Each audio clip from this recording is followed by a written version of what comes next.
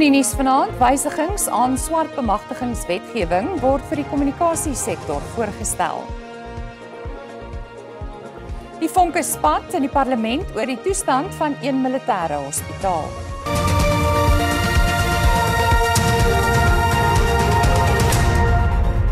Goeienaand en welkom by die nuus. Die minister van Kommunikasie en Digitale Tegnologie, Solly Malatsi, stel wysigings aan breë basis swart bemagtigingswette voor om tegnologiebelegging te bevorder. Luidens 'n voorlopige beleidsstelling in die Staatskoerant word alternatiewe voorgestel vir die swart besit vereiste vir oorseese maatskappye om in die Suid-Afrikaanse tegnologiebedryf te belê. Die nuwe beleid sal dit makliker maak vir multinasjonale tegnologiereuse soos Elon Musk se Starlink satelliet internetdiens om in Suid-Afrika te belê. Luidens huidige breë basis swart bemagtigingswette moet minstens 30% van 'n maatskappy besit word deur vooraf benadeelde mense voordat hy betrokke kan raak in die Suid-Afrikaanse inligting, tegnologie en kommunikasiebedrywe. Luidens die nuwe beleid sou oorseese maatskappye wat kwalifiseer die vereiste kon omseil deur alternatiewe stappe. Equity equivalent programs are provided for in terms of the broad-based Black Economic Empowerment Act, which allows for qualifying multinationals to meet empowerment obligations, such as training opportunities, SME development, local use of local suppliers, and also support for research and development. Malatsi sê die wysigings is gemik op die bevordering van belegging in uitsaai, internetdienste en mobiele en vaste netwerke.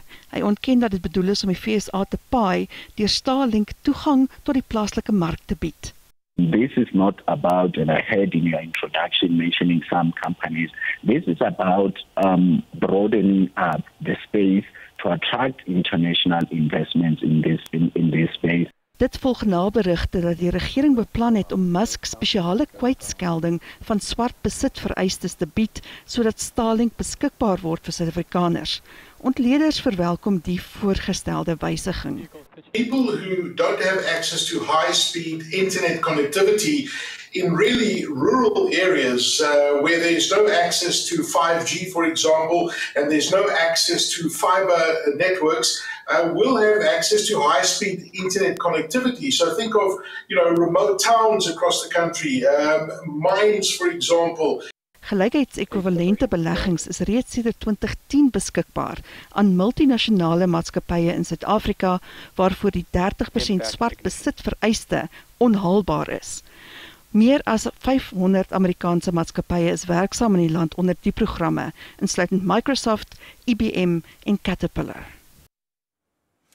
'n Eerste groep van die 260 Sibanye-Stillwater mynwerkers in Western Area, Wes van Johannesburg, wat sedert gister ondergronds by die myn se kloof 7 skag vasgekeer was, is vanmiddag na die oppervlak gebring. Die mynwerkers is vasgekeer nadat die afvalstukke van gebreekte toerusting die hoofskag beskadig het en toegang tot die myn se uitgangsroete versper het. Sibanye-Stillwater sê in 'n verklaring 79 mynwerkers is teen vroeg vanmiddag na die oppervlak gebring. Kos is aan die oorblywende 181 mynwerkers voorsien en hulle sal na die oppervlak gebring word sodra dit veilig is. Die Nasionale Unie van Mynwerkers, die NUM, eis egter antwoorde van die myn. We are still waiting for the preliminary report that will tell us exactly what happened. But as the National Union of Mine Workers, we are very worried about this incident because the company did not want to say anything about it. Terwyl die reddingsoperasie voortduur, sê die minister van Minerale Bronne dis verblydend dat geen mynwerkers beseer is nie. Up to this morning, there was no report of any injuries except the damage to the cage. And there is no fatality reported. And we're hoping that Sibanye-Stillwater will work carefully and diligently and rescue those workers. Die Sibanye-Stillwater mynbestuur sê werksaamhede by die Kloof goudmynskag sal binnekort hervat word. Die mynwerkersvakbond NUM doen 'n beroep op die Departement van Minerale Bronne om regulasies rondom afleggingsprosesse in die mynbousektor te verskerp. Meer as 13,000 werkers is die afgelope jaar in die sektor afgelê. Vakbondlede het na die departement se kantore in Polokwane, Limpopo opgeruk om hul misnoë hiermee te kenne te gee. Die NUM is bekommerd dat afleggings dikwels op jong mense gerig is. Volgens statistieke staan jeugwerkloosheid op 33,3%. We've realized lately that the mining industry they retrench willy-nilly, and we are here to march against that to the DMRE as the regulator, because they are the ones who are issuing license. They are the ones that should be improved license where mining companies are not doing well. We have companies that have closed now, they are on under care and maintenance. Die vakbond meen die dreigende afleggings wat oor almal se koppe hang, kan nie geregverdig word nie. First, we must agree that our laws are not tightened. If you read the Labour Relations Act, Section 189, it only requires that the employer must give rationale why they should retrench. It doesn't really say you must go deeper and check what are the real issues. So you might find a situation where they say they are bleeding financially, but you have no way that you can check are they really bleeding. In die afgelope boekjaar het die mynbousektor 6% tot die land se totale BBP bygedra, wat gelykstaande is aan ongeveer 433 miljard rand. Die minister van Polisie, Senzo Mchunu, het beweringe van 'n wit volksmoord in Suid-Afrika ten sterkste veroordeel. Die minister het tydens die bekendmaking van die jongste misdaadstatistiek in Pretoria gereageer op beweringe deur die Amerikaanse president Donald Trump. Trump het tydens 'n vergadering met president Cyril Ramaphosa vroeër van dese week in die Withuis gesê, wit Afrikaners vlug na die VSA omdat hulle in Suid-Afrika vervolg word. Terwyl die polisie bevestig het dat daar tussen 1 Januarie en 31 Maart vanjaar 6 aanvalle op plaaslike gemeenskappe aangemeld is, sê die minister die voorvalle ondersteun nie die narratief van 'n getekende rassevolksmoord nie. Mchunu waarsku teen waninligting wat rasseverdeling kan aanvuur en die land se demokrasie kan ondermyn. The 2 farm owners that were murdered during the 4th quarter were African and not white. Further to that, the 2 farm employees and 1 farm manager were also African. It is the 1 farm dweller that was white. Terwyl daar in die geheel 'n afname in misdaad in die land was, het seksuele misdade, insluitend verkrachting en kommersiële misdade in die eerste 3 maande van jaar toegeneem. In respect of sexual offences, rape increased. Gauteng and KwaZulu-Natal contribute 19.1% and 19.9% respectively to the national total or tally. In the court under review, decreases in rape statistics were recorded in Eastern Cape, in Gauteng.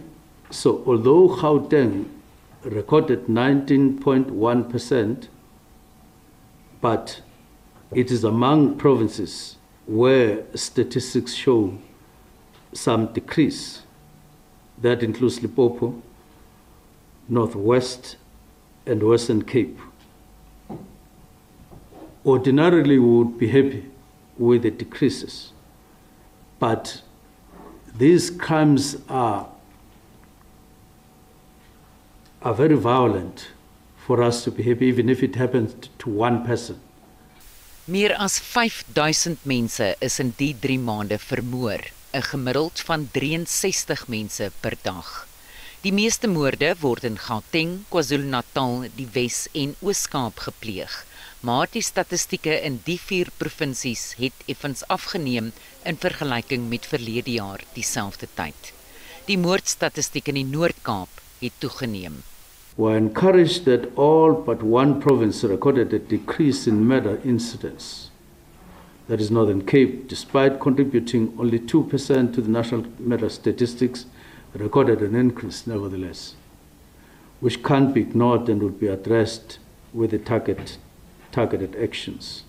Die minister sê, ondanks die 16.000 onwettige vuurwapens wat in Februarie deur die polisie vernietig is, heers daar kommer oor die aantal onwettige vuurwapens waarmee misdade gepleeg word.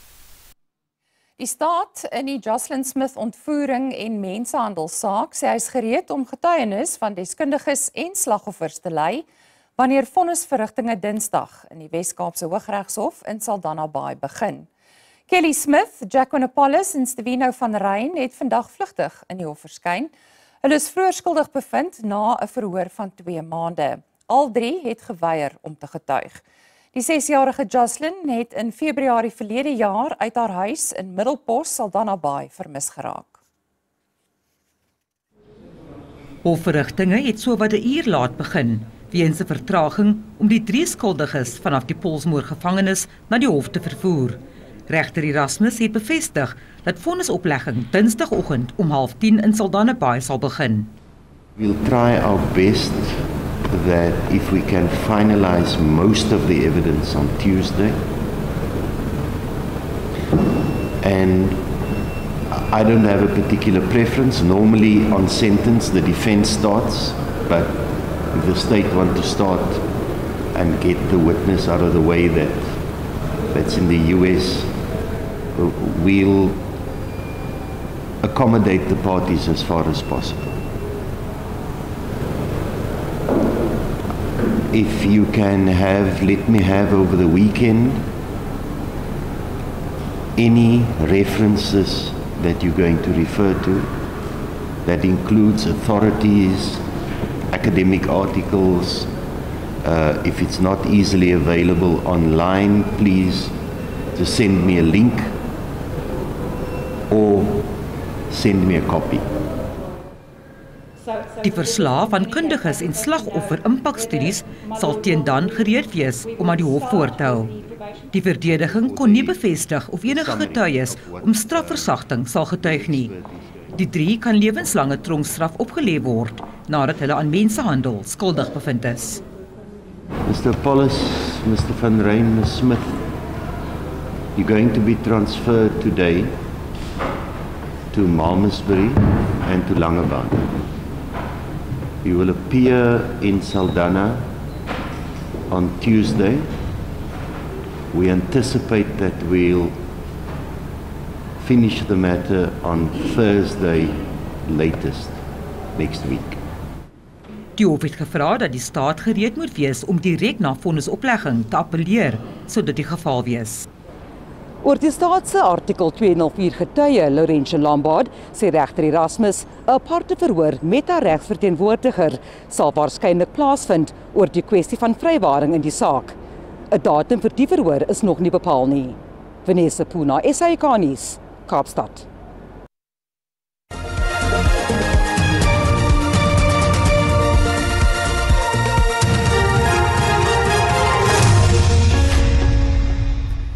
Die klag teen 'n vrou wat saam met 'n medebeskuldigde daarvan aangekla is dat hulle 2 babas uit die kraamsaal van die Dorangiza Hospitaal in Gqeberha ontvoer het, is teruggetrek. Sipokazi Fumile en nog 'n vrou is in hegtenis geneem nadat die 2 babas Dinsdag aand ontvoer is. Die klag teen Fumile is egter teruggetrek terwyl die ander vrou se borgtog aansoek op 30 Mei aangehoor sal word. Die Oos-Kaapse ALR vir Gesondheid, Ntandokazi Kapa, sê die voorval was fyn beplan. Die babas is intussen aan hulle ma's terugbesorg. In die Tembisa Landdroshof aan die Gautengse Oosrand is die man wat daarvan beskuldig word dat hy verlede maand dele van die Tembisa Hospitaal aan die brand gesteek het, is ook van poging tot moord aangekla. Thembinkosi Mantlonyana is reeds van die beskadiging van noodsaaklike infrastruktuur aangekla. Hy is 2 weke gelede in hegtenis geneem en het skuld beken. Pasiënte kon sommige van die dienste nie ontvang nie weens die skade wat die brande veroorsaak het. Die saak word volgende donderdag hervat. Die staat het alle aanklagte teen die voormalige Kaapstadse burgemeesterskomitee lid van menslike nedersettings, Malusi Boy, en 10 ander voorlopig teruggetrek. Boy is in September verlede jaar ingevolge die wet op die voorkoming van georganiseerde misdaad in hegtenis geneem. Die ondersoek duur egter voort. Huldeblikke stroom in na die dood van die strydros en apartheidsaktivis Gertrude Shope. Shope is gister by haar huis in Gauteng in die ouderdom van 99 oorlede. Sy was ook die eerste president van die ANC se Vroueliga. Shope, ook bekend as Ma Shope, was 'n opvoeder, vegter vir vryheid en vroueregte, 'n aktiewe lid van die ANC se gewapende militêre vleuel, Umkhonto we Sizwe en politikus. Sy het in 1994 as parlementslid gedien. Sy het in 2003 die amptelike orde vir verdienstelike diens van oud-president Thabo Mbeki ontvang. Die toekenning gee erkenning aan Suid-Afrikaners wat uitsonderlike diens in die staatsdiens gelewer het. President Cyril Ramaphosa het sy meegevoel aan haar familie en 2 dogters betuig. Die toestand van een militêre hospitaal is onder die vergrootglas net hierna.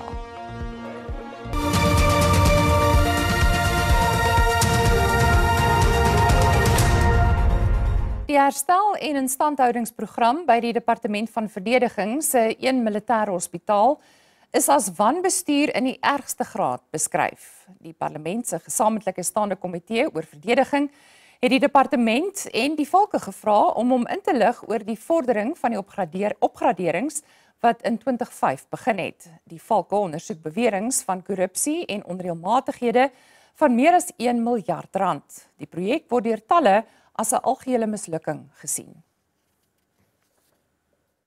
Een militêre hospitaal word deur die weermag besit en bestuur en is verantwoordelik vir die gesondheid van alle weermaglede, veterane en regeringsamptenare. Die toestand van die hospitaal is weer onder die vergrotingglas geplaas, sowat 25 jaar nadat meer as 1 miljard rand aan herstelwerk en opknappingswerk spandeer is. We do not park the cases. We try our utmost best. And I think in the past 7 years, we found that there were a lot of dockets that were behind, that needed attention. We have worked on that. Die herstel- en opknappingsprogram is in 2005 deur die Departement van Openbare Werke in werking gestel. In 2023 het die Departement van Verdediging die daaglikse instandhoudingswerk by openbare werke oorgeneem. Albei departemente moet nou verantwoording doen oor onreëlmatige uitgawes en wanbetalings. Mill 1, it continues to be a very important institution, as members have said, for our defense force, but also for even our veterans. So there's complete commitment. The timelines, Chair, are going to be determined by whether we get the money. LPS het behoorlik vuur gespoeg. When are they going to be ready to hand over the investigations to the NPA for prosecutions? Secondly, we've not had a conclusion as to the way forward with regard to One Mill Hospital. Gigaba sê 1 mil sal op die komitee se agenda bly totdat die ondersoeke voltooi is. Eybre Babie, SAIK nuusparlement. Die minister van Mineraal en Petroleumhulpbronne, Gwede Mantashe, sê die nuwe Suid-Afrikaanse Nasionale Petroleummaatskappy, of SANP, is gereed vir 'n onvoorspelbare wêreld. Daar is ook wêreldwyd 'n toenemende aanvraag na skoon energiebronne. Die SANP is 'n maatskappy in staatsbesit en is 'n samesmelting van PetroSA, iGas en die Strategiese Brandstoffonds. Volgens die regering stel die nuwe maatskappy hom in staat om betekenisvol deel te neem aan olie- en aardgasontwikkeling. Mantashe sê toenemend meer brandstofinvoere en minder plaaslike vervaardiging is kommerwekkend. Volgens die minister sal die samesmelting Suid-Afrika se energiesekerheid verbeter en ekonomiese groei bevorder. Petros can be turned around once those refineries are working. It has all the opportunities, it has all the depots around it, and it can do well. SANP het reeds bates en 388 werknemers afkomstig van die 3 oorspronklike maatskappye. Sy bestuurshoof sê eerstens moet die maatskappy finansiëel bestendig word. Those who have been around for a while will remember that pre-2006 we were actually the net exporter of finished product. 2010, we were importing 20% of the product that we consume. Today, depending which refinery is going to maintenance when, we import between 60 and 70%. Volgens Mantashe gaan PetroSA se raad en uitvoerende gesag behou om die ontoereikende raffinaderij-afdeling op die been te kry. Eers daarna gaan dit aansluit by SANP sodat die nuwe maatskappy nie die las hoef te dra nie.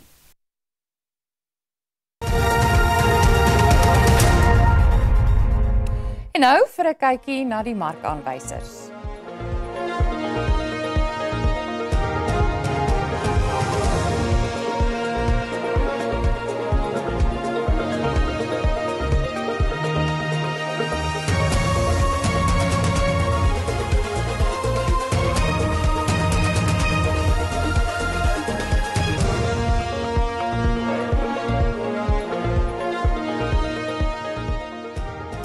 Bly ingeskakel, net hierna kyk ons na die sportnuus.